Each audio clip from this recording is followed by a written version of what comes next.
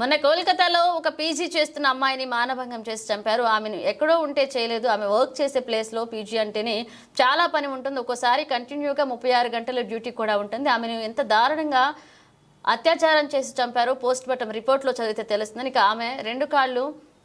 ఈ ఘటనకు సంబంధించి ఇప్పటి వరకు ఒకరే దొరికారు. ఆ కాలేజ్ ప్రిన్సిపల్ రాజీనామా చేస్తే మమతా బెనర్జీ ప్రభుత్వం అతనికి వెంటనే వేరే పోస్టింగ్ ఇచ్చింది. ఒక్కడనే పట్టుకోవడం వల్ల కొంతమందిని సేవ్ చేసినట్లుగా కనిపిస్తుంది. ఇక్కడ ఒక్కసారిగా దేశం మొత్తం స్పందించిన డాక్టర్లతో పాటు సామాన్యులు కూడా ప్రాణాలు బతికించే డాక్టర్ని అదే హాస్పిటల్లో చిత్రహింసలు పెట్టి ఘోరాతి ఘోరంగా అత్యాచారం చేసి చంపారు. ఇది భారత స్వాతంత్రం 78వ సంవత్సరాలు అయిన ఆడపిల్లలకు రక్షణ కల్పించలేని స్వాతంత్రం, అందరూ మహిళా చట్టాలని వచ్చినా ఏమీ లాభం, మహిళలకు రక్షణ లేని చట్టాలు ఎందుకు అంటూ కూడా విమర్శించారు. ఖచ్చితంగా ఈ ఘటనకు సంబంధించి దోషులకు శిక్ష పడాలంటూ డిమాండ్ చేశారు. మహిళలపైన విద్యార్థులపైన అత్యాచారం చేసిన నిరసన వెంటనే మహిళలపైన విద్యార్థులపైన అత్యాచారం చేసిన వ్యక్తుల వెంటనే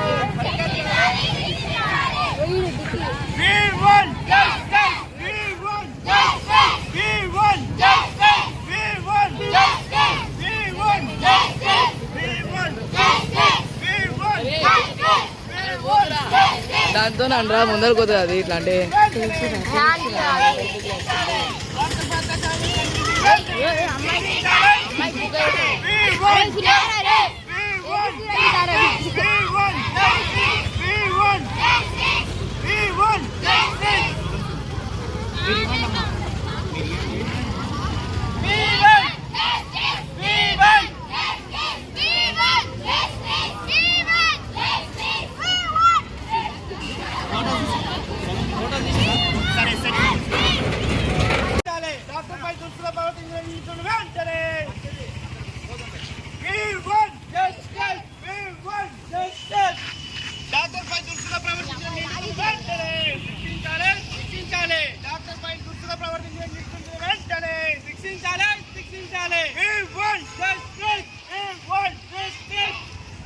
మహిళలపైన విద్యార్థులపైన దుస్తులు ప్రవర్తించిన వ్యక్తులను వెంటనే శిక్షించాలి.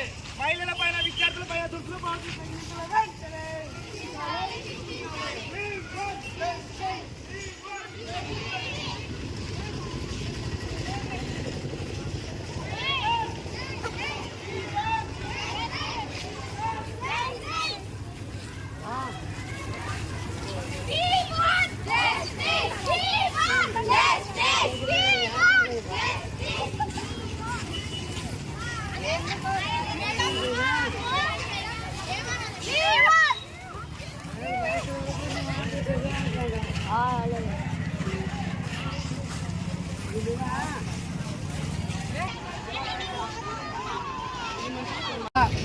దేశవ్యాప్తంగా ఏదైతే డాక్టర్ మీద అత్యాచారం చేసి అఘాయిత్యం చేసి ఆమెని చంపడం జరిగింది, ఆ నిందితుడిని కఠినంగా శిక్షించాలని దేశవ్యాప్తంగా అనేక మంది పీజీ విద్యార్థులు, డిగ్రీ విద్యార్థులు, స్కూల్ విద్యార్థులు రోడ్ల మీదకి రావడం జరిగింది.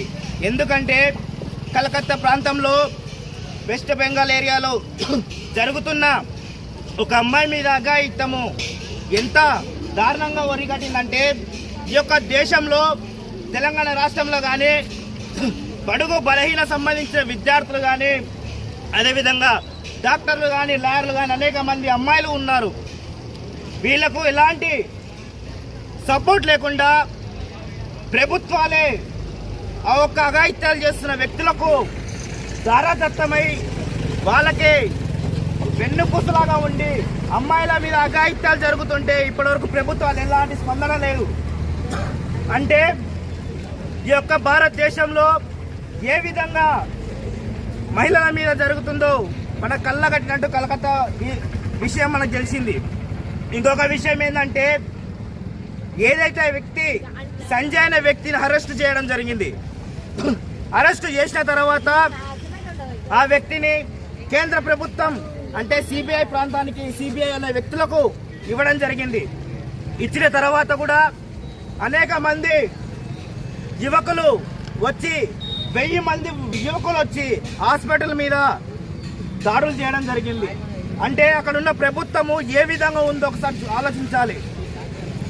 డాక్టర్లు, నర్సులకు ప్రభుత్వం నుంచి ఎలాంటి భద్రత లేని పరిస్థితిలో ఉంటే యువకులు అమ్మాయికి న్యాయం చేయాలని ధర్నాలు రాస్తారోకాలు చేస్తుంటే అక్కడున్న కేంద్ర ప్రభుత్వం సంబంధించిన యువకులు ఆ ఒక ధర్నాలో పాల్గొని ఆసుపత్రిని ధ్వంసం చేసిన పరిస్థితి కనబడుతుంది.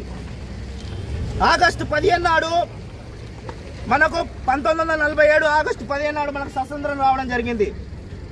స్వతంత్రం వచ్చి ఇన్ని సంవత్సరాలైనా మహిళలకు ఎలాంటి సహకారం లేదు.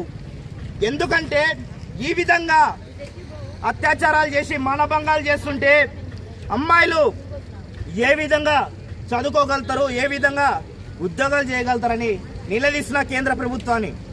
ఎందుకంటే ఎప్పుడైతే విద్యార్థులు మహిళలు ఎప్పుడైతే రోడ్డు మీదకి వచ్చి ఎప్పుడైతే చదువుకుంటారో, ఎప్పుడైతే వాళ్ళ ఉద్యోగాలు కరెక్ట్గా నిర్వహిస్తారో వాళ్ళనే టార్గెట్ చేస్తున్నారు. ఎందుకంటే ఈ యొక్క కేంద్ర ప్రభుత్వము ఈ విషయంపై చొరవ తీసుకోకపోతే అనేక ఉద్యమాలు రేకొంటాయని ఈ యొక్క నాగర్ కర్నూలు జిల్లాలో, అదేవిధంగా నల్లమల్ల ప్రాంతంలో ఈ జిల్లాలో కూడా అనేక మంది విద్యార్థుల మీద చాలా మంది అత్యాచారం చేయడం బలవంతంగా చేస్తున్నారు.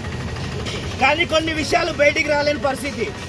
ఈ ఘటన జరిగిన తర్వాత నాగర్ కర్నూలు జిల్లాలో మున్ననూరు ప్రాంతమైనా సరే, కొల్లాపూర్ ప్రాంతమైనా సరే, ఇలాంటి కొన్ని ప్రాంతాల నుంచి విద్యార్థులు కూడా మాకు చెప్పడం జరిగింది. అన్న మా దగ్గర కూడా అనేక మంది ఉపాధ్యాయులు కూడా ఈ విధంగా దురుసుగా ప్రవర్తిస్తున్నారని చెప్పడం జరిగింది. ఈ విషయంపై కలెక్టర్ వారి దృష్టి కూడా తీసుకెళ్లడం జరిగింది. అంటే ఈ విధంగా జరుగుతుంటే ఈ యొక్క విద్యార్థులు ఏ విధంగా విద్యను అభ్యసిస్తారని తెలియజేస్తున్నారు. అదేవిధంగా కలకత్తా ప్రాంతంలో జరిగిన ఒక ఇన్సిడెంట్ ఆదర్శంగా తీసుకొని అనేక మంది అమ్మాయిలు, అనేక మంది విద్యార్థులు, అనేక మంది డాక్టర్లు, అనేక మంది నర్సులు రోడ్ల మీదకి వచ్చి ఆ అమ్మాయికి న్యాయం చేసేంత వరకు ఈ యొక్క పోరాటం కొనసాగుతుందని తెలియజేస్తూ, అదేవిధంగా ఈ యొక్క ధర్నాకి సహకరించిన హై స్కూల్ ఉపాధ్యాయులకు, ప్రిన్సిపాల్ గారికి, విద్యార్థులకు, ప్రతి ఒక్కరికి అఖిల భారత విద్యార్థి సమైక్య తరపు నుంచి విప్లవాభివందనాలు తెలియజేస్తూ ఈ యొక్క సమావేశాన్ని ఇంతతో ముగించుకోవడం జరుగుతుంది.